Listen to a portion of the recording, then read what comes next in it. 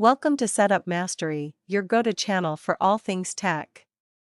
Here, we explore the latest gadgets, unbox cutting-edge devices, and provide step-by-step installation guides to help you optimize your setup. Subscribe now and join our journey to master the art of perfect setups.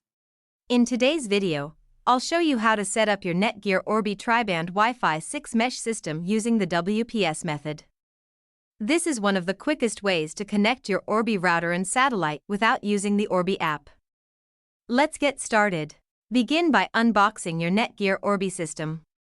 Inside the package, you'll find the Orbi router, satellite units, power adapters, and an Ethernet cable.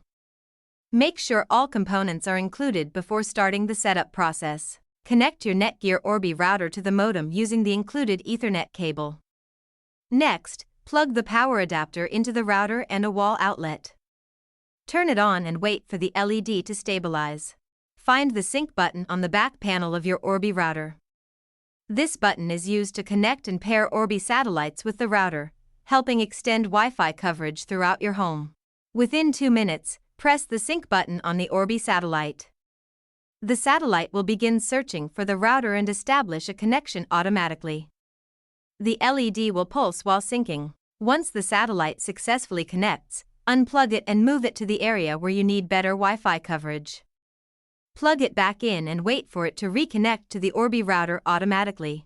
If you experience any issues during setup, our support team is ready to help. Contact our experienced professionals at 1-323-507-3713 for expert assistance, troubleshooting, and guidance to ensure your Netgear Orbi system works smoothly. That's it.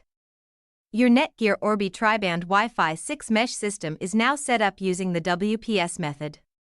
If this video helped you, don't forget to like, share, and subscribe for more Wi-Fi router, extender, and mesh system setup guides. Thanks for watching.